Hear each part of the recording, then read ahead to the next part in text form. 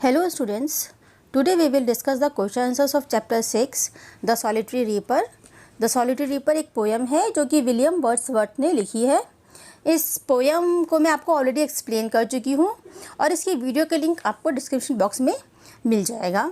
So start करते हैं इसके क्वेश्चन आंसर्स। वेलकम टू सपना classes. So let's start the question answers of poem the solitary reaper. Question 1, Where does the speaker in the poem hear the solitary reaper's song? तो speaker ने जो solitary reaper song है वो कहाँ सुना था? The speaker heard the solitary reaper song in the Highland Lass. यानी कि स्पीकर ने solitary reaper song Highland Lass में सुना था। Highland Lass मतलब Highland is mountain and Lass is the girl, तो girl in the mountain उससे ये song स्पीकर ने सुना था। Question 2, How does the speaker guess that the girl was singing a sad song? Speaker जो है वो कैसे अनुमान लगाता है कि गर्ल जो है वो एक सैड सॉन्ग गा रही है? The word melancholy strain means sad tune, so the poet guessed by the music of the song that it was a sad song. Poem में एक वर्ड यूज़ हुआ है मेलनकॉली स्ट्रेन जिसका मतलब होता है सैड ट्यून। तो जो ट्यून थी उस सॉन्ग की जो गर्ल गा रही थी वो एक सैड ट्यून थी। उस ट्यून से जो पोएट है जो स्पीकर है ये अनुमान लगाता है कि वो एक दुख भरा गीत है। Question 3, how does the poet highlight the solitude of the reaper girl? Poet जो है वो रीपर गर्ल उस लड़की जो गाना गा रही थी उसको अकेलेपन को किस तरह से हाईलाइट करता है? These are the few words in the first stanza of the poem who highlight the solitude of the reaper girl. यानी कि कुछ शब्द इस्तेमाल किए गए हैं पोएम के फर्स्ट स्टैंजा में जो ये बताते हैं कि वो लड़की अकेली थी, जैसे कि single, solitary, reaping and singing by herself alone. ठीक है, सिंगल, सॉलिटरी, अलोन इन तीनों का मतलब ही अकेला होता है। And reaping and singing by herself का मतलब हो गया कि कटाई कर रही थी और खुद ही गाना गा रही थी। तो इन सब चीज़ों से हमें पता लगता है, इन सब शब्दों से हमें पता लगता है कि वो जो लड़की है वो अकेली थी।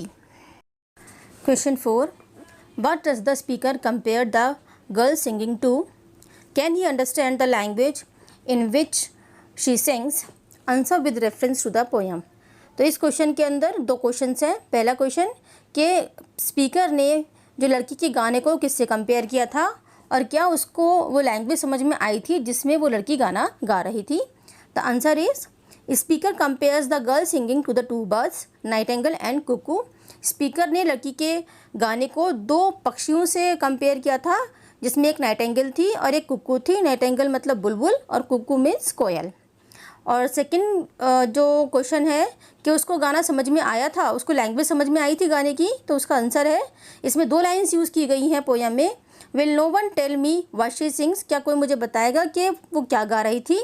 और सेकेंड लाइन है whatever the theme the maiden sang these line indicates that the poem can't understand the language in which she sang. Second line का मतलब हो गया कि वो जो भी गाना गा रही थी यानी राइटर को समझ में नहीं आया कि वो क्या गा रही थी और किस लैंग्वेज में गा रही थी।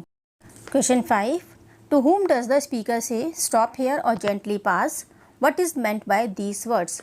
पोयम में स्पीकर ने दो शब्द इस्तेमाल किए हैं, स्टॉप हेयर और जेंटली पास। तो स्पीकर ये किनसे कह रहा है और वो इन शब्दों से क्या कहना चाहता है? And the answer is poet says these word to the passer by as he did not want to them to disturb her.